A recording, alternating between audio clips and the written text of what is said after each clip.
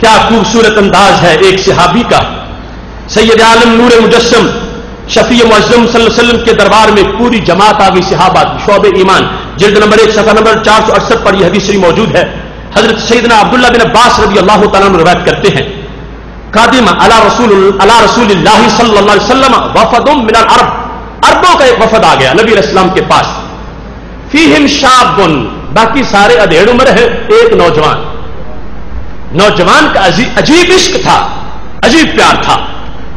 وہ کہنے لگا فقال الشاب للکہول، اے بڑی عمر والے لوگوں تم پہلے جاؤ، تم کلمہ پڑھو، میں بعد میں آؤں گا اور میں یہاں رہتا ہوں.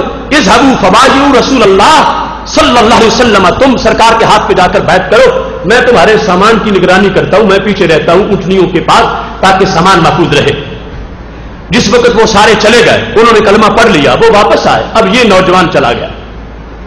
اسلام کی طرف جاتے وقت اسلام کو کیا سمجھ کے قبول کیا، اور آج پہچان کے لحاظ سے یہ بات ذہن میں رہنی چاہیے.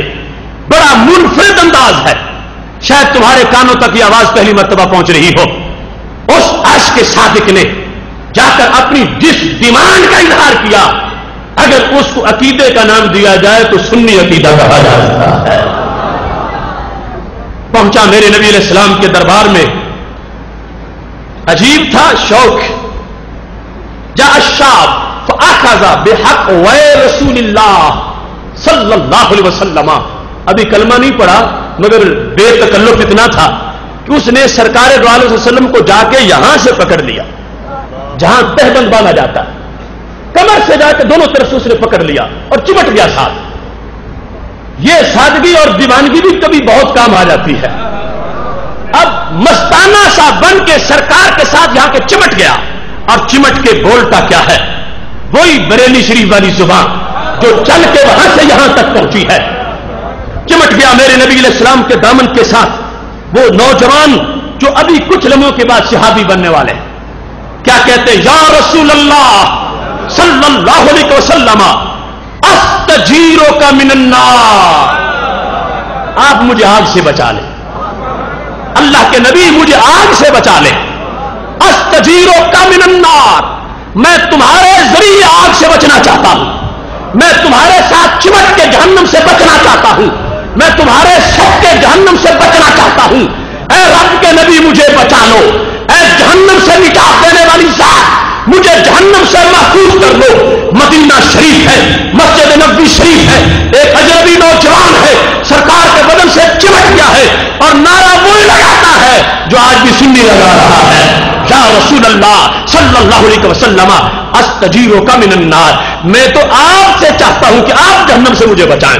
استجیرک، آپ کی پناہ میں جانا چاہتا ہوں، آپ کے سہارے جہنم سے بچنا چاہتا ہوں. میرا اور کوئی تقاضا نہیں ہے، آپ مجھے آگ سے بچا لے. اب جس وقت اس نے یہ باتیں کی سرکار خاموش ہے.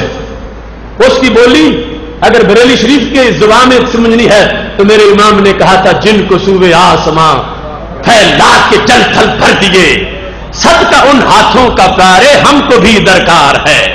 تیرے ہی دامن پہ پڑتی ہے ہر عاشق کی نظر، ایک جانے بے خطا پہ دو جہاں کا وار ہے.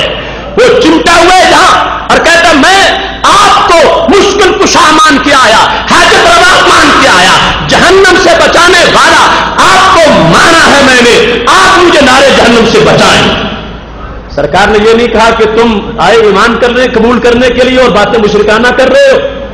تم رب کو کہو کہ وہ نارے جہنم سے بچا، مجھے کیوں کہتے ہو؟ ہرگز سرکار نے ایسا جملہ نہیں بولا، خاموش ہے ابھی. فقال القوم، صحابہ بول پڑے، پاس بیٹھے تھے اور ان کو غصہ بھی تھا. ہم ہر وقت پاس رہتے اتنے بے تکلف ہم نہیں جتنا یہ ہو گیا. پہلے دن ہی آتے اس نے یہاں سے پکڑ لیا ہے اور پیار پڑا ہے اس کو. سرکار بھی نہیں اس کو جھنجھوڑ کے پیچھے ہٹا رہے، ہٹ پیچھے. سرکار بھی اس کے پیار کو قبول کر رہے ہیں. یہ عجیب ہے کہ بولتا کیسے ہے. تو قال القوم، صحابہ نے کہا، کہنے لگے صحابہ دا ہو یا غلام، اے بچے ہٹ پیچھے، دا ہو سرکار کو چھوڑو. یا غلام، اے نوجوان منڈے، اے لڑکے چھوڑو محبوب کو، پیچھے ہٹ جاؤ. تمہیں پتہ نہیں یہاں کے آداب کیا ہے اور تم چمٹ گئے ہو آ کے سرکار کے بدن کے ساتھ، پیچھے ہٹ جاؤ. اب صحابہ روک رہے ہیں, ہٹا رہے, وہ اب چمٹا ہے. سرکار کے قدموں میں آ کے اس کو چین آ گیا ہے. سید عالم نور مجسم شفیع معظم صلی اللہ علیہ وسلم نے اب بھی کچھ نہیں کہا. جب صحابہ کہہ رہے تھے کہ ہٹ پیچھے, ہٹ پیچھے, ہٹ پیچھے, سرکار نے یہ نہیں کہا صحابہ کہ اس کو جھنجھوڑ کے بھی ہٹاؤ, نہیں ہٹتا تو کھینچ لو پیچھے سے, ایسا نہیں کہا. ادھر وہ بول پڑا اور بولا جیسے توحید پرست بولتے ہیں کہ یا رسول اللہ کہہ رہا تھا تو پتا چلا ایمان تو پہلے دل میں آ گیا ہے. کہا بڑے صحابہ بڑے لوگوں کو تم جاؤ کلمہ پڑھو, میں جا کے پڑھوں گا علیحدہ. سوچا ہوا تھا کہ میری پلاننگ کیا ہے, یہ رش ہوگا, ان کی وجہ سے شاید مجھے موقع نہ ملے, تم جا کے پڑھاؤ کلمہ. اب وہ پڑھا تو یہ اکیلے گئے اور جا کے چمٹ گئے سرکار کے ساتھ. اور جب صحابہ نے کہا ہٹو پیچھے, ہٹو پیچھے, اب قسم اٹھا کے عاشق نے جواب دیا, کہنے لگے والذی بعثہ لا اترکہ حتی یجیرنی من النار. خدا کی قسم ہے جب تک مجھے جنت کا سرٹیفکیٹ نہیں دیں گے میں نہیں چھوڑوں گا. کتنا شوق تھا اور کتنا اس کو پتا تھا کہ میری بات مانی جائے گی, اور عقیدہ کتنا روشن تھا. یہ ہے توحیدی, یہ ہے عاشق نبی, یہ ہے صوفہ کا ماحول, یہ ہے دین کی باتیں. چمٹ گیا ہے میرے نبی علیہ السلام کے ساتھ. ابھی تربیت بھی نہیں پائی, ابھی نمازی بھی نہیں بنا, ابھی روزے دار بھی نہیں ہے, ابھی حاجی بھی نہیں ہے, ابھی مجاہد بھی نہیں ہے, لیکن عشق پھر بھی آ گیا ہے. عشق موجود ہے. اس کی بنیاد پر قسم اٹھا دی والذی بعثہ, مجھے اس رب کی قسم ہے جس رب نے انہیں نبی بنایا ہے. لا اترکہ حتی یجیرنی, جب تک مجھے یہ جہنم سے بری نہ کریں میں ان کو نہیں چھوڑوں گا. اور انہوں نے پھر ایک عقیدہ ظاہر کر دیا جو اوروں کے نزدیک مشرکانہ ہے. وہ کہتے ہیں انہوں نے بری کرنا ہے اور ان کے اختیار میں کر سکتے ہیں, یہ کریں گے تو میں چھوڑوں گا ورنہ میں تو نہیں چھوڑوں گا. ناز میں آ کے ایسی باتیں کر دی, ناز کے اندر میں نہیں چھوڑوں گا یہاں سے جب تک کہ مجھے یہ جہنم سے بری نہ کر دیں. اب صحابہ نے یہ نہیں کہا یہ تو کر ہی نہیں سکتے معاذ اللہ, تو نے ویسے ہی پکڑ لیا. رب کعبہ کی قسم میں ہزارہ احادیث کو سامنے رکھ کے اعلان کر رہا ہوں, کسی ایک صحابی نے بھی نہیں کہا کہ تو بدعتی ہے, تو مشرک ہے, تو مزید شرک کرتا جا رہا ہے. تو نے رب کے نبی علیہ السلام کو مشکل کشا مانا, حاجت روا مانا, بیڑی کنارے پہ لگانے والا مانا, جہنم سے نکالنے والا مانا, لہذا تم تو مجرم ہو, تلوار نکال کے سر کاٹتے. رب کعبہ کی قسم میں ذخیرہ حدیث کو دیکھتے ہوئے ہزار احادیث سے یہ بات بیان کر رہا ہوں. میرے محبوب ناراض نہیں ہوئے, صحابہ نے بھی غصہ چھوڑ دیا ہے. ان کو پتا چل گیا کہ ہے کوئی پکا پہنچا ہوا, پیچھے بلا وجہ نہیں, ان کے اندر کچھ چیز ہے اور اپنے یعنی پہلے ہی اتنا مائل بحق ہے کہ یہ وہ ہے کہ جو مجھے بچا سکتے ہیں. ارے دیکھو جس کے دل میں ہے اس کو مل بھی جاتا ہے. افسوس ہے ان بدقسمت منگتوں پہ کہ دروازے پہ دستک بھی دیتے ہیں اور پھر تمہارے گھر کچھ نہیں لیکن مجھے کچھ دے دو. یہ ہے بدبخت طبقہ اہل سنت سے باہر. سرکار سے لیے بغیر گزارا تو نہیں ہوگا. سب اذهبوا الى غیری, اذهبوا الى غیری, اذهبوا الى غیری, غیر کے پاس جاؤ, غیر کے پاس جاؤ.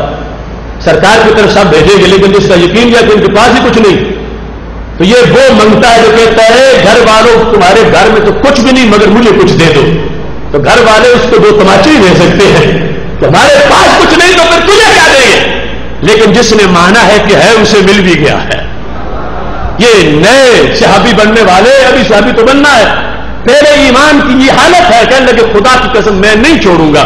والذی بعثہ لم اترکہ حتی یجیرنی, یہ پہلے مجھے کہیں گے کہ تم جہنم سے بری, پھر میں ہاتھ پیچھے کہوں گا لیکن میں نے ورنہ پکڑے ہی رکھنا ہے. اب بات بڑی عجیب ہو گئی. مسجد نبوی شریف ہے, سرکار دو علیہ وسلم کی ذات گرامی کو پکڑا ہوا ہے ایک نوجوان نے, سادہ سا, کئی دور سے دل بھی آنے والا ہے. کبار صحابہ تھک رہے ہیں کہ اب معاملہ کیا ہے. جب اس طرح کی صورتحال بنی تو فیصلہ عرش بری سے آ گیا. عرش سے فیصلہ اتر آیا ہماری حمایت میں عرش سے فیصلہ آ گیا.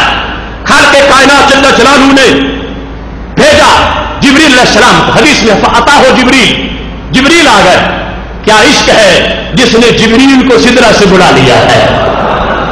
جبریل آ گئے اور کہا یا محمد صلی اللہ علیہ وسلم اجر ہو فإن اللہ قد اجارہ. اے نبی رب فرما رہا ہے محبوب اس کو جنت کی ٹکٹ دے دو کیونکہ میں نے بھی دے لی ہے. اسلام میری پہچان, یہ اسلام, اس عقیدے والا اسلام, اس عظمت والا اسلام آ کے پکڑا ہے محبوب علیہ السلام کو. یہاں سے چھوڑا تب ہے جب جنت ملنے کا اعلان ہوا ہے. ویسے بھی مل تو سکتی تھی مگر اس طرح کا فیصلہ محبت نے کروا لیا اور عرش سے فیصلہ آ گیا. رب نے واضح کر دیا کہ محبوب میں فیصلہ بھیجتا ہوں عرش سے تاکہ پتا چلے قیامت تک کے لوگوں کو, بھٹی میرج ہال میں بیٹھے ہوئے لوگوں کو بھی پتا چلے کہ ہمارا عقیدہ گھڑا ہوا نہیں, یہ تو عرش سے اترا ہوا ہے. کہ میں نے محبوب میں نے جنت دے دی اس کو. جبریل کہتے ان اللہ کر اجارہ, اللہ نے ان کو پناہ دے دی ہے, اللہ نے دے دی ہے. محبوب تم بھی دے دو, اجر ہو اس کو پناہ دے دو تو پتا چلے کہ سرکار دو عالم نور مجسم شفیع معظم صلی اللہ علیہ وسلم کی بارگاہ اتنی بڑی بارگاہ ہے کہ یہاں کے فیصلے رب کے دربار کے خلاف نہیں ہوتے. جو یہاں ہوتا ہے وہی وہاں پہ ہوتا ہے.